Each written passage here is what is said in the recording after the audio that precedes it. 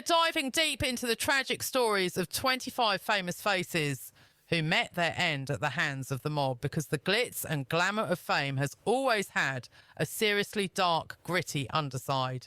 It is a terrifying world where A-list celebrity status crashes headfirst into the brutal, unforgiving reality of organised crime. And lurking right behind those flashing paparazzi cameras and plush red carpets were some seriously powerful figures operating deep in the shadows. These were cold-blooded men who viewed even the brightest, most beloved stars as completely disposable trash if they dared to get in the way of family business. For decades specifically during the Golden Age, the lines separating Hollywood Sin City and the criminal underworld were not just blurred, they were practically non-existent. You had massive movie stars dining at the same tables as notorious mobsters and legendary performers headlining venues that were 100% controlled by the outfit. Innocent entertainers often became unwitting pawns in dangerous power games they could barely comprehend. And for some of these celebs, those shady connections would ultimately cost them the highest price of their lives. The relationship between these celebrities and the mob was not just about casual socialising or photo ops, according to a former Federal Bureau of Investigation agent who worked organised crime cases back in the 1960s and 70s. These were strictly business relationships, plain and simple. And as we all know, when business went south in that world, the consequences were not just legal trouble, they were often fatal. So today we are ripping the lid off and exposing the shocking, unfiltered truth about 25 celebrities whose lives were tragically cut short because of their toxic connections to organised crime. We are talking about everything from major Hollywood stars found dead under the most mysterious circumstances imaginable to music legends whose official cause of death has never once matched the actual forensic evidence. Perhaps the most disturbing of all is the cold case of one of America's most beloved actresses whose tragic end has been officially ruled a suicide for decades, despite what the streets say. This is despite mountains of evidence suggesting that powerful forces in organised crime orchestrated her death to protect political heavyweights sitting at the absolute highest levels of the United States government. And then there is the iconic singer, whose soaring, angelic voice masked a chaotic life entangled with dangerous mob figures right up until the moment he was found dead in a seedy, rundown motel room. The official story is so full of holes that even the veteran police officers who first investigated the crime scene have openly questioned the truth for years. Let's be clear, these were not just random tragedies or unfortunate little accidents. These were cold, calculated eliminations of people who either knew way too much, demanded way too much money, or simply found themselves in the absolute wrong place at the wrong time when massive mob financial interests were at stake. But first we have to kick things off with the most infamous case of a Hollywood figure whose meteoric rise to power within the criminal underworld ultimately led to his bloody, violent end inside a plush Beverly Hills mansion. We are talking about Bugsy Siegel, the visionary gangster who built Las Vegas from the sand up and paid the ultimate price for it. Benjamin Bugsy Siegel was not just your average mobster. The guy was a bona fide celebrity in his own right. He was a handsome, incredibly charismatic figure who managed to straddle the glittering worlds of Hollywood glamour and gritty organised crime with remarkable ease. His life story really represents the perfect yet deadly intersection of the entertainment industry and the criminal underworld that defined an entire era. Bugsy was unique because he was not just connected to Tinseltown, he was Hollywood, as explained by a prominent historian who specialises in the history of organised crime. He dated famous actresses, attended the most exclusive A-list parties, and counted massive stars like George Raft and Jean Harlow as his close personal friends. While maintaining his terrifying status as a feared enforcer for the National Crime Syndicate, Siegel somehow became a regular fixture in high society Hollywood social circles. His movie star good looks and expensive taste in suits allowed him to move freely among top-tier celebrities and powerful studio executives, as well as the absolute elite of Los Angeles society. But Siegel's true lasting legacy would actually come from his ambitious vision for the desert oasis of Las Vegas. Specifically, the Flamingo Hotel, which he envisioned as a luxurious casino resort that would transform a dusty, empty Nevada town into a global entertainment destination, a project that would also lead directly to his death. The Flamingo was revolutionary for its time, but it was also Bugsy's ultimate downfall, noted a Las Vegas historian. He went massively over budget, was accused of skimming cash off the top, and when the grand opening was initially a total disaster, his mob partners lost their patience very, very quickly. On the night of June 20th, 1947, Siegel was relaxing in the Beverly Hills home of his girlfriend, Virginia Hill, quietly reading a newspaper. Suddenly, without any warning, a barrage of bullets crashed through the living room window, hitting him multiple times in a brutal fashion. The gruesome murder scene, where one of Siegel's eyes was literally blown out across the room, would go on to become one of the most infamous moments in mob history. This was not just another standard mob hit. It was a loud and clear message, emphasised a former detective who has studied the case extensively. Taking out someone as high-profile and famous as Siegel showed the world that absolutely no one was untouchable if they crossed the wrong people.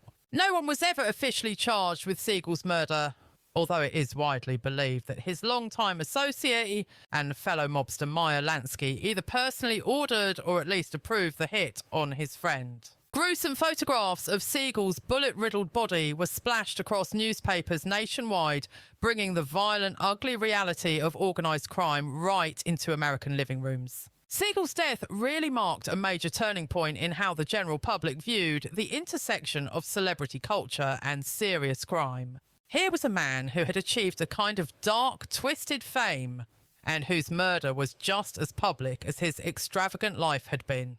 The message was crystal clear: in the shadowy world where entertainment met organised crime, the normal rules of celebrity protection simply did not apply. But that is just the tip of the iceberg, so who is next on our tragic list? Next up is Thelma Todd, the beloved comedy star who laughed until they finally silenced her.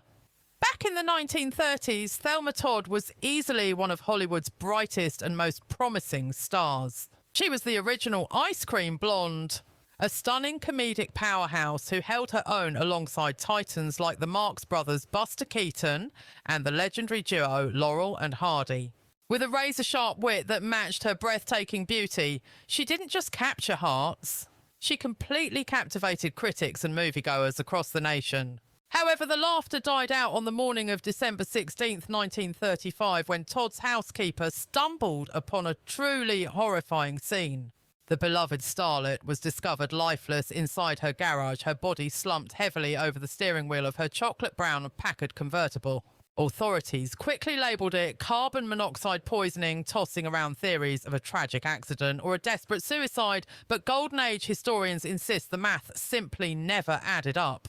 Just hours prior, she was the life of the party at a glitzy Trocadero gathering, radiating joy and excitedly discussing her schedule for the following morning. The autopsy report noted suspicious trauma bruises marring her face and throat, and perhaps most damning of all, her friends knew she had a paralysing phobia of closed garages and car exhaust. But beneath the veneer of Hollywood glamour, few realised that Todd was entangled in a web of business dealings that stretched straight into the heart of the mob. Beyond her silver screen fame, she was the face of a popular hotspot on the Pacific Coast Highway known as Thelma Todd's. Sidewalk Cafe, a venue whispered to be a front for a high-stakes gambling ring, catering to a dangerous mix of Tinseltown royalty and ruthless gangsters. While the ground floor served up legitimate meals, researchers claim the second floor housed an illicit casino hiding in plain sight from the law.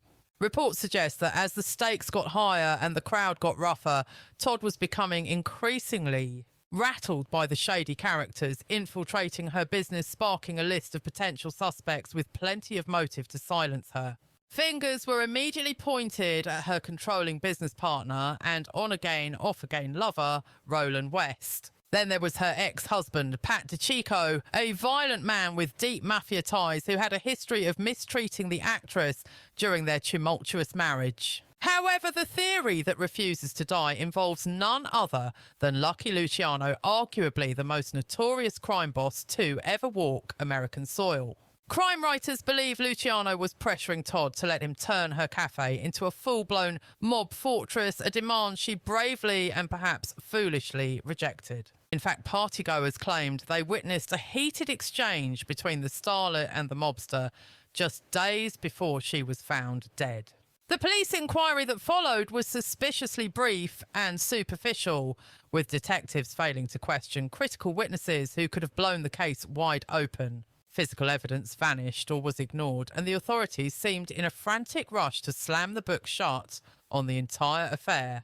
Decades later, seasoned detectives reviewing the files noted that the entire procedure reeked of a classic high-level cover-up.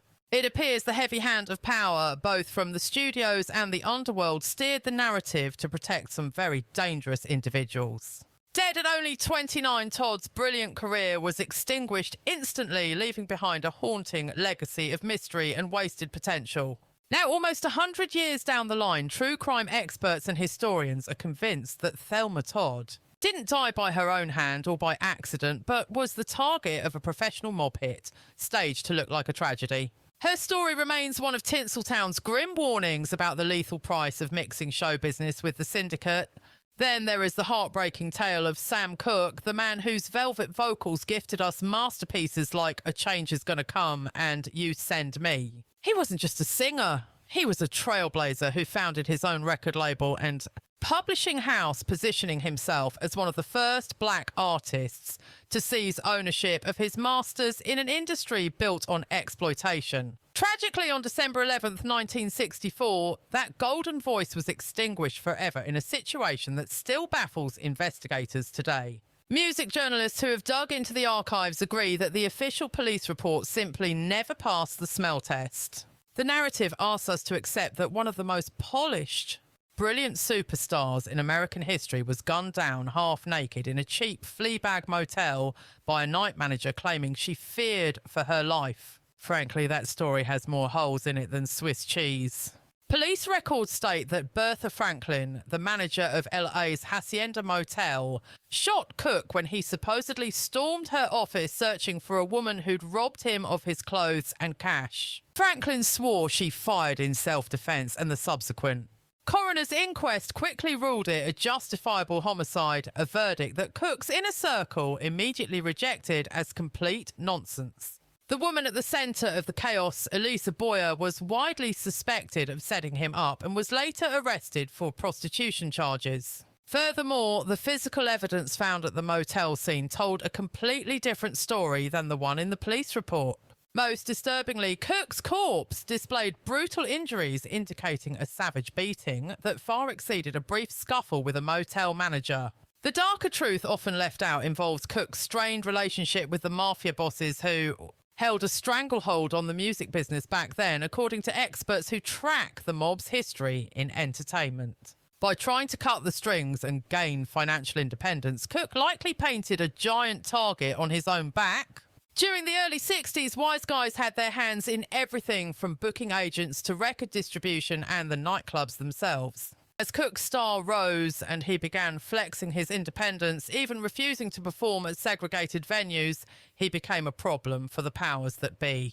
Cooke wasn't just singing sweet soul music. He was at war with the status quo, fighting against segregated venues and demanding total ownership of his work, which terrified the establishment. Sources close to the legend spilled that just days before the tragedy, Cooke was huddled up with his legal team plotting his next big move. The word on the street was that he was gearing up to launch a massive audit against his old record label to hunt down every last cent of unpaid royalties. But this wasn't just about missing checks.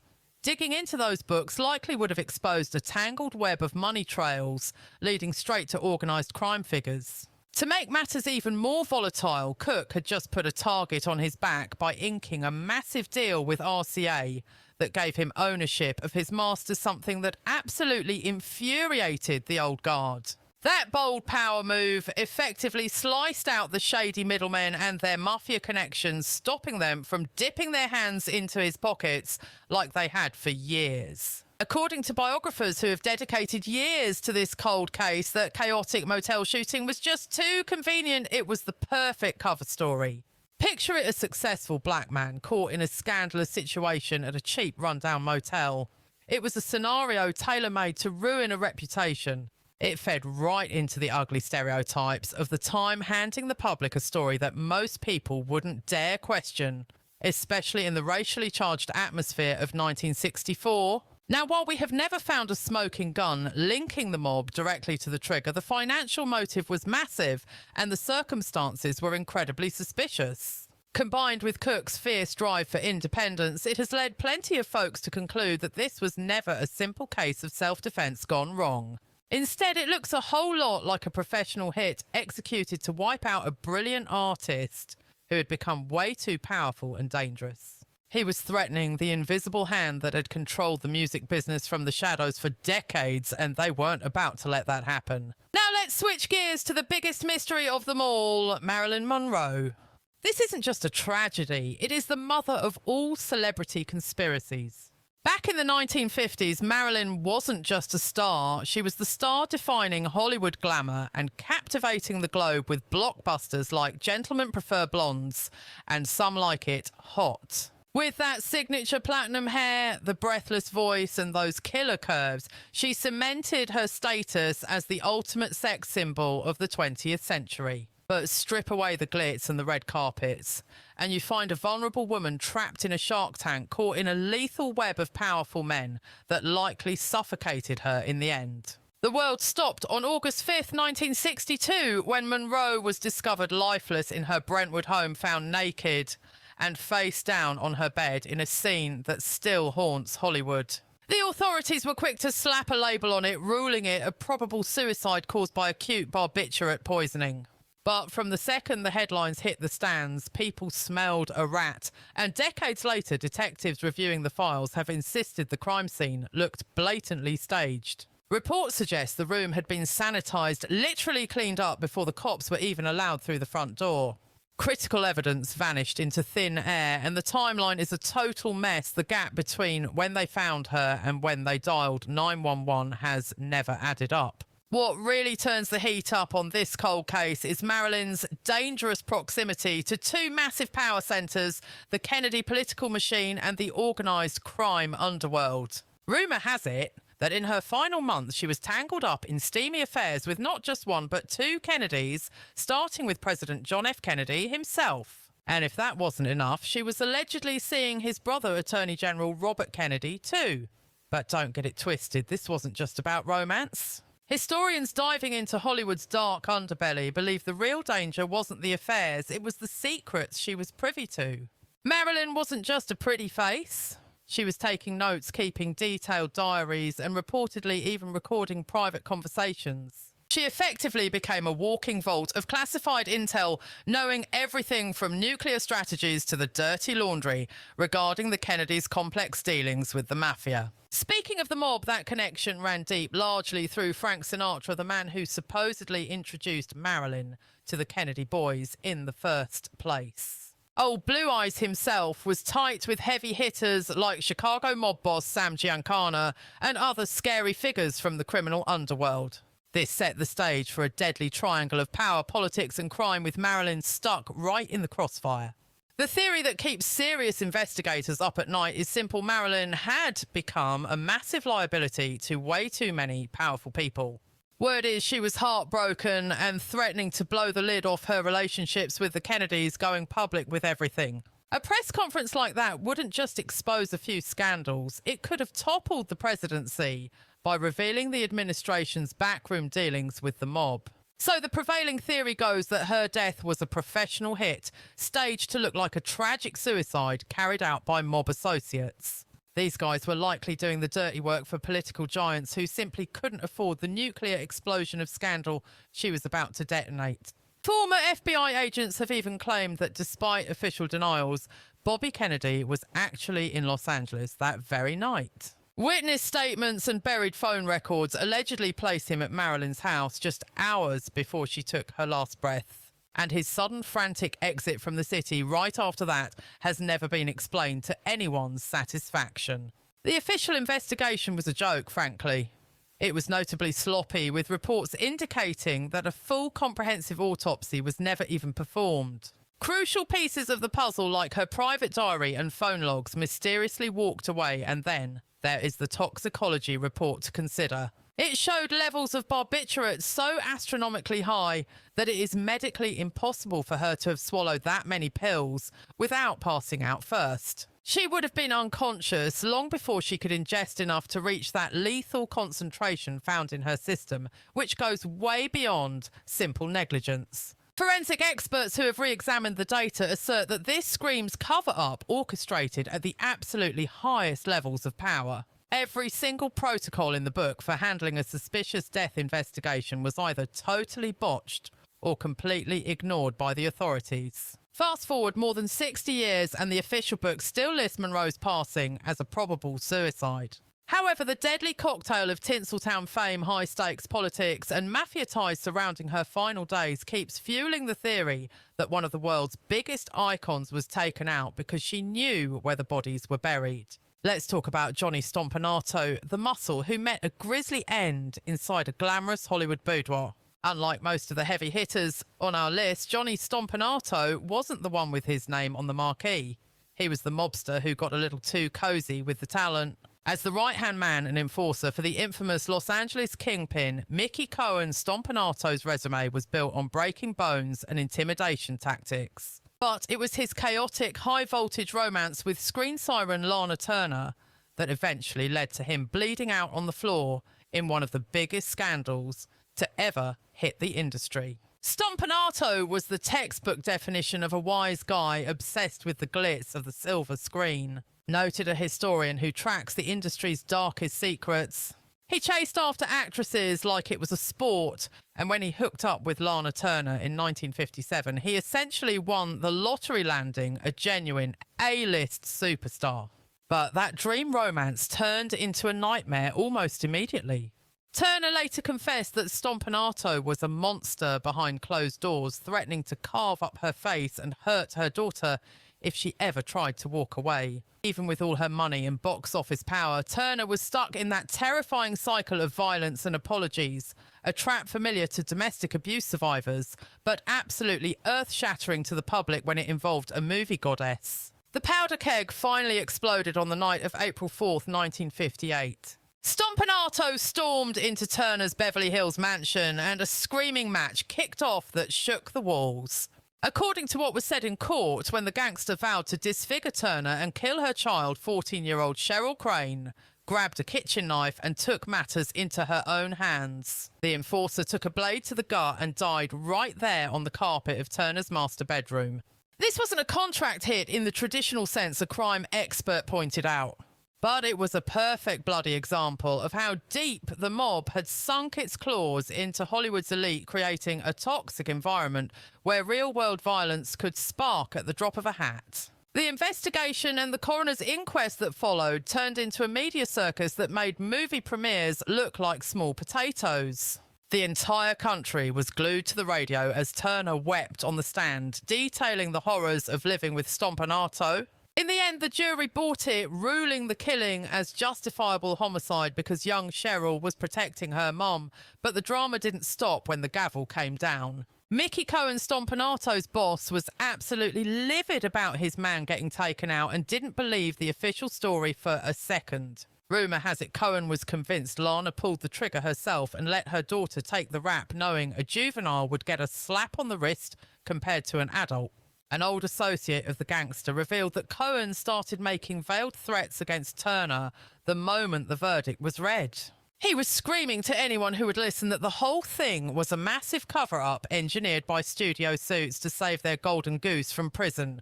The saga took an even seedier turn when Cohen arranged a heist to steal Stompanato's love letters from Lana's home, threatening to leak the intimate details to the press, basically trying to blackmail the actress into submission. This sparked a whole new wave of police raids and cranked up the heat between the LAPD and the criminal underworld that operated in the shadows of the studios.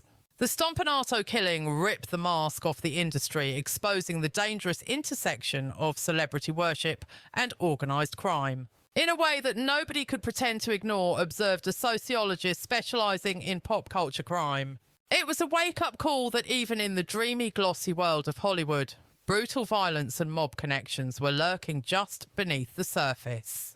To this day, the case stands as one of the most notorious scandals in entertainment history. It remains a stark reminder of what happens when the fantasy of stardom crashes headfirst into the brutality of the streets. They are hunting you down. Every bone-breaking goon in the city is looking for you. We know they think you ratted them out to the cops. Now let's look at Sal Mineo, the rebel without a cause icon who was murdered in a dark alleyway. Sal Mineo rocketed to stardom playing the sensitive, troubled teen in Rebel Without a Cause, snagging an Oscar nod while standing shoulder to shoulder with legends like James Dean and Natalie Wood. With his brooding looks and raw talent, he was poised to be one of the biggest heavyweights of the 1950s. But fast forward to the 1970s and his star had dimmed. Then on February 12th, 1976, tragedy struck when Mineo was stabbed to death behind his West Hollywood apartment. Right out of the gate, the rumour mill went into overdrive about a potential mob hit, noted a historian familiar with the case files. Mineo was an Italian-American kid from the Bronx with loose ties to neighbourhood guys in the life. And the kill was clean, a single surgical strike to the heart that screamed professional. However, the detectives found themselves hitting a wall of confusion as they dug deeper. Police initially pivoted to his personal life, wondering if Mineo's sexuality, he was a trailblazer, as one of the first openly bisexual actors, might have been the real motive, treating the investigation as a potential crime of passion or hate crime rather than a contract killing. People in the know started connecting the dots, suggesting that deep financial holes and massive gambling losses had tethered the actor to the heavy hitters of organised crime. According to a retired detective who worked the Los Angeles beat back in the day, word on the street was that Mineo had borrowed a significant stack of cash from some very dangerous individuals. When your star is fading and the banks slam the door in your face, desperation often drives people straight into the arms of loan sharks with direct ties to the mob. If he found himself in that terrifying position and couldn't come up with the scratch to pay them back, it would certainly provide a chilling motive for such a brutal killing. For nearly 3 agonising years, the case sat gathering dust, leaving plenty of room for wild speculation about contract killings, lovers' quarrels turned deadly, or even darker conspiracies. Then, out of nowhere in 1979, the police announced a major break. A drifter named Lionel Ray Williams was busted and eventually convicted for Mineo's murder, along with a string of other robberies in the neighbourhood. Authorities were quick to label it a robbery gone wrong. But that nice, tidy conclusion never really sat right with the people who knew the gritty details of the investigation. An investigative journalist who spent years digging into the files insisted that the official story was full of holes and convenient oversights. The strangest part was that Williams claimed he didn't even realise his victim was a former Hollywood golden boy until much later. To many observers, it felt way too random and neatly wrapped up for a crime that initially carried all the hallmarks of a targeted professional hit. A faction of investigators and Mineo's inner circle held on to the theory that Williams might have been a hired gun, paid off by someone holding a serious grudge against the star. The theory points back to unpaid debts or toxic relationships with the underworld. The singular precise stab wound to the heart looked a lot more like the work of a skilled assassin than a frantic street thug. Even decades later, as a biographer of Mineo's life pointed out, the conviction didn't silence the whispering campaign or answer the lingering questions. Was this guy just a convenient patsy to close a high-profile case? Were there shadowy connections to powerful figures that the law never bothered to chase down? The file was stamped closed, but for those who look closer, the doubts have never truly faded away, even as we head into 2026. What makes the Sal Mineo story hit so hard is that it perfectly mirrors the tragic downward spiral that claims so many Tinseltown careers. You have the dizzying heights of early fame, followed by a slow, painful crash into financial ruin, leading straight to dangerous associations just to survive. Whether the Mafia actually ordered the hit or not, his death stands as a grim reminder of how easily faded icons can fall victim to exploitation and violence in the dark underbelly of the entertainment industry. With the chilling final words, my thanks to all of you, and now it's on to Chicago. The stage was set for one of the most heartbreaking nights in American history. We are talking about the assassination of Robert F. Kennedy, a singular event that completely rewrote the political future of the United States. It was June 5th, 1968, and just minutes after declaring a massive victory in the California Democratic primary, Senator Kennedy was walking through the kitchen pantry. Shots rang out at the Ambassador Hotel in Los Angeles, and although he fought for his life until the next day, the alleged gunman, Sirhan, was tackled and arrested right there on the spot. The government's official line has always been that Sirhan, a Palestinian immigrant driven by anti-Israeli sentiments, was a lone wolf acting entirely on his own. However, skeptics have spent decades pointing out massive inconsistencies in the ballistics witness accounts and the broader political landscape, fueling strong beliefs that organised crime pulled the strings. There is a very vocal camp of researchers who argue that the mob orchestrated the hit to take out their most dangerous enemy. That theory starts to look a lot more plausible when you peel back the layers of the Kennedy family's long, complicated tango with the American Mafia. As a historian expert in political assassinations explained, the Kennedy Mafia entanglement wasn't just a casual acquaintance, it was deep-rooted and spanned generations. It all started with Joseph Kennedy, the family patriarch, who allegedly built bridges with bootleggers and gangsters to move liquor during the Prohibition era. Years later, when JFK made his run for the White House, the rumour is that Joe called in those favours using mob muscle to swing critical votes in Illinois and steal the election. That secret handshake turned into a blood feud the moment JFK put his younger brother Bobby in charge of the Justice Department as Attorney General. Instead of turning a blind eye to the criminals who supposedly put his brother in office,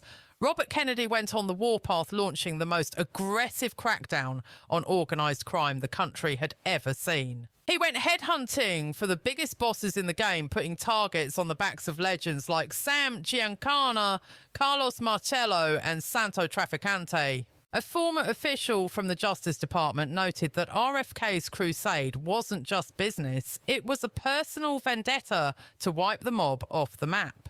He was on a mission to dismantle their empires brick by brick, and the mob godfathers felt like they had been double-crossed in the worst way possible. In the code of the underworld, that level of betrayal is a capital offence, leading many to suspect their hand in the 1963 assassination of President John F. Kennedy. That tragedy had already lit a fire under conspiracy theorists who saw the mob's signature all over Dallas. So when Bobby Kennedy, the man everyone assumed would reopen the JFK investigation if he won the presidency, was also gunned down, it felt less like a coincidence and more like a clean-up operation. For a lot of observers, the timing was just too perfect to be an accident, effectively removing the last threat to the mob's secrecy. A forensic expert who has spent years analysing the case insists that the official story is riddled with physical impossibilities that cannot be ignored. The autopsy report clearly stated Kennedy was shot from point-blank range from behind, yet every eyewitness placed Sirhan several feet in front of him.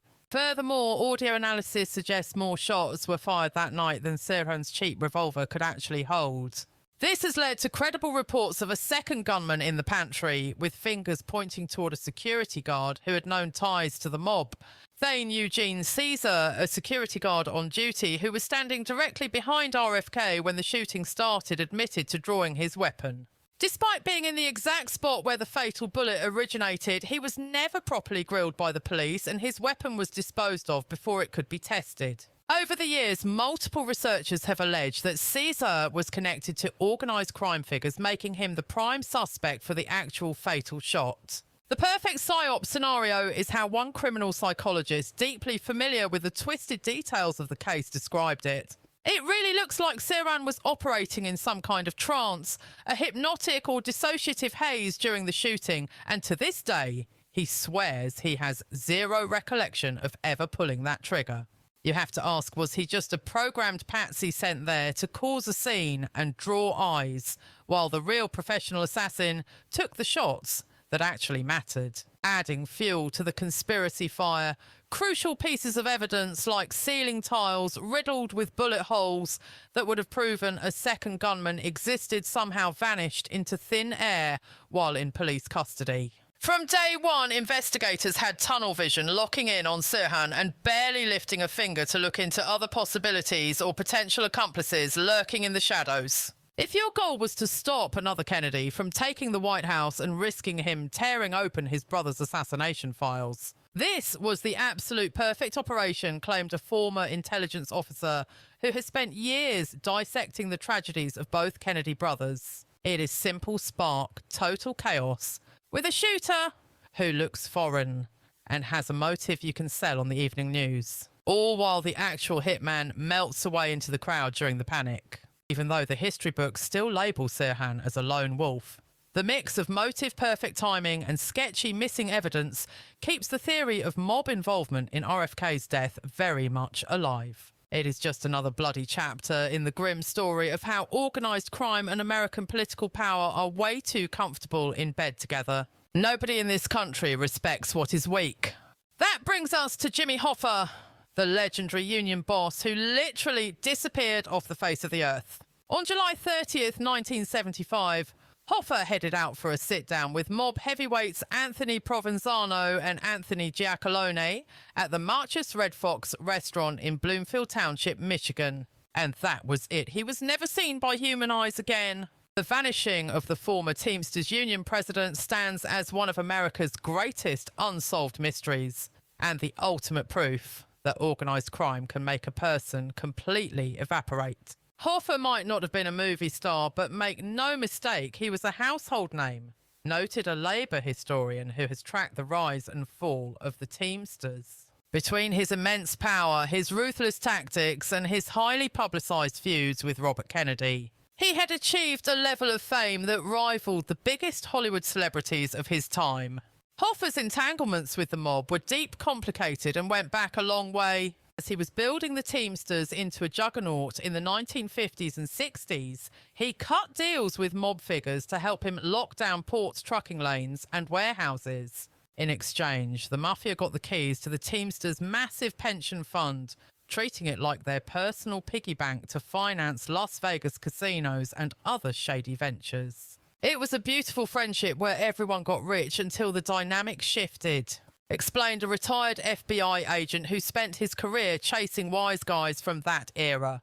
The trouble really started when Hoffa got sent up the river in 1967 for jury tampering and fraud. His replacement, Frank Fitzsimmons, was way more generous, giving the mob totally unrestricted access to the union's cash, and they had zero interest in giving that up when Hoffa got out in 1971. Fresh out of prison, Hoffa was hell-bent on taking back the Teamsters presidency, even though he was legally barred from union activities until 1980. This put him on a direct collision course with both the guy who took his job and the mob bosses who preferred the puppet they could easily control.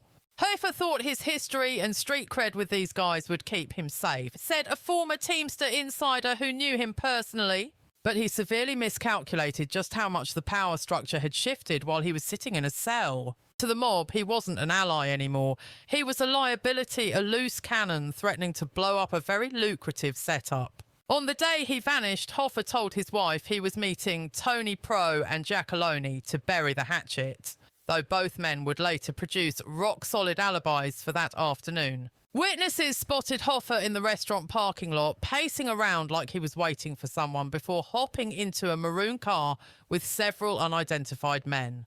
He was never seen again, and let's be clear, this wasn't some spur-of-the-moment crime. It was a meticulously planned professional hit, asserted a detective who poured years of his life into the cold case. The disposal of the body was so professional that despite one of the most massive manhunts in FBI history, not a single trace has ever been found. That kind of precision screams organised crime operating at its absolute peak, and over the decades, the wild theories about Hoffa's final resting place have piled up. Was he buried in the concrete of Giants Stadium in New Jersey, crushed into a cube in a car compactor, or dissolved in a barrel of acid? Despite thousands of leads, frantic searches, and even deathbed confessions from gangsters claiming they were there, his remains have never been recovered. The Hoffa disappearance sent a terrifying message to anyone thinking about crossing the mob, observed a criminologist specialising in syndicate crime. Here you had one of the most powerful and famous Labour leaders in the entire United States. A man whose face was constantly on TV and they just made him disappear into thin air without leaving a scrap of evidence. If they could touch an untouchable like Hoffa, they could get to absolutely anyone, and by 1982 he was legally declared dead. The FBI officially closed the book on the case in 2014, though agents still perk up and follow credible leads whenever they surface. His disappearance remains the ultimate flex of organised crime's reach, and ruthlessness the perfect mob hit where the victim just ceases to exist. Regarding the kind of deal I was hoping to land, well, whether folks are satisfied with it or not, you're going to have to go ask them yourself. This is the wild saga of Barry Seal, the aviator, who simply knew way too much for his own good.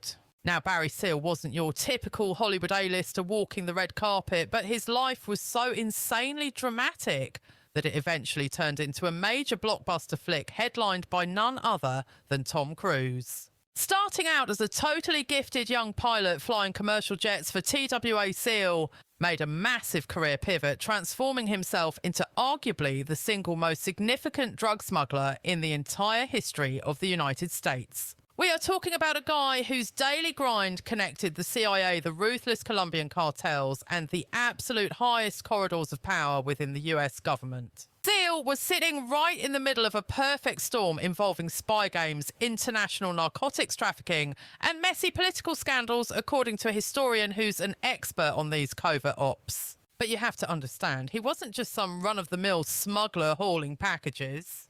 He was the ultimate star witness, a man holding the keys to closets full of skeletons that could destroy people in positions of immense power.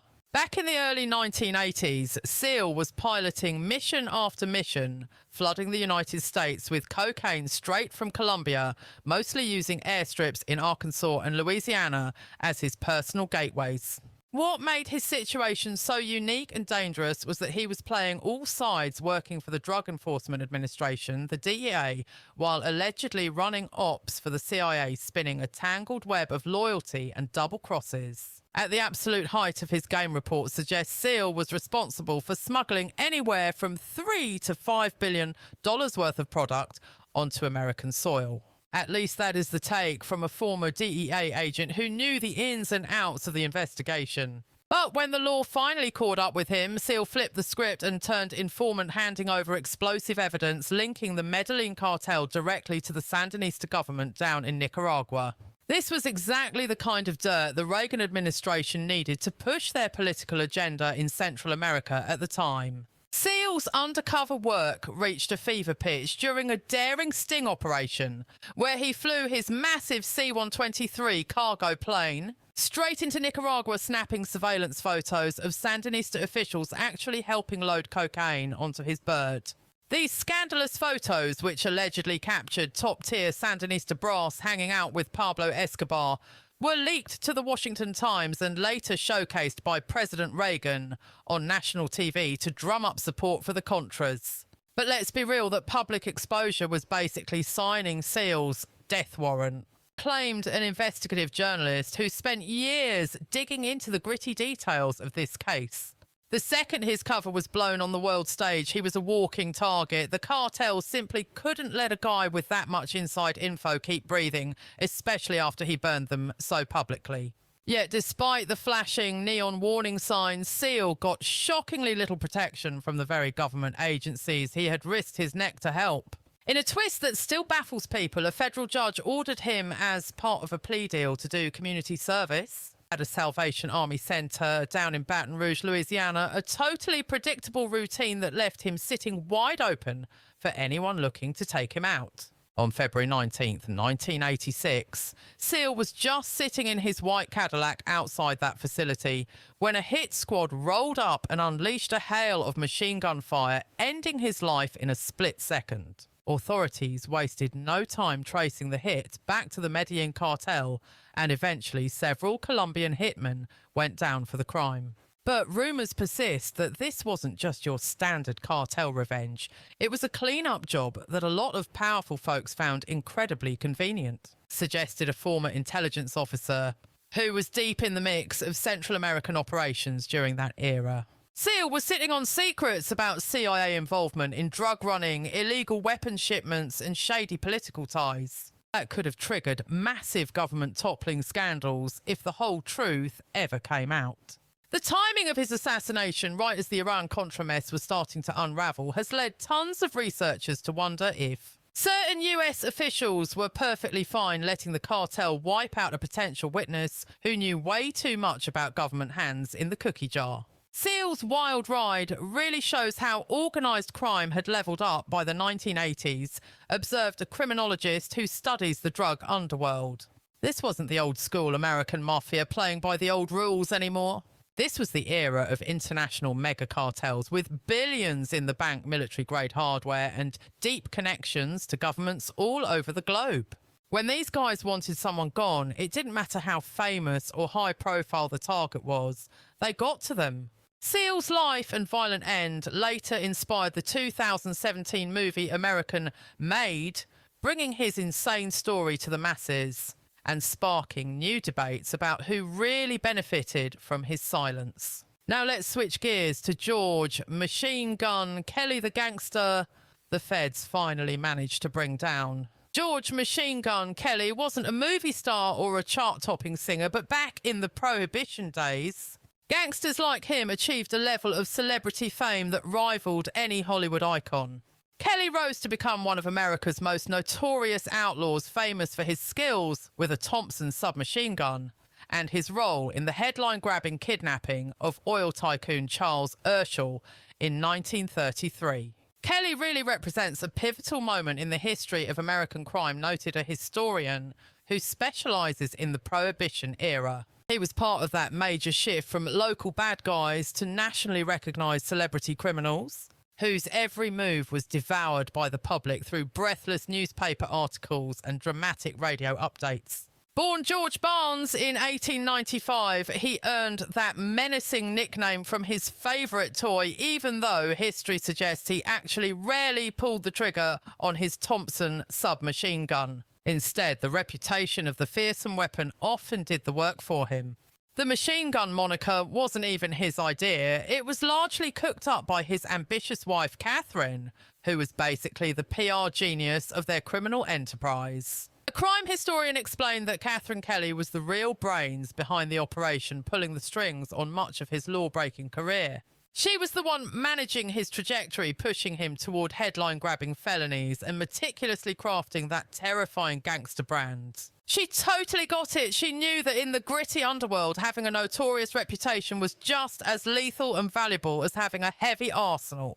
The power couple's boldest move was the high-stakes kidnapping of oil tycoon Charles Urschel right from his Oklahoma City estate on July 22nd, 1933. They actually managed to snag a massive $200,000 ransom that is like $4 million in today's money before cutting their victim loose. But Urschel was sharp as a tack. Even while captive, he memorised background noises and clock times, gathering the receipts that would lead the cops right to their hideout. A former Fed familiar with the old days noted that the Urschel case became a total game changer for the FBI's reputation. It turned out to be the first major win for J. Edgar Hoover's rebooted agency, putting them on the map as a legitimate force. Plus, it literally rewrote the law establishing kidnapping as a federal offence that would bring the entire US government crashing down on you.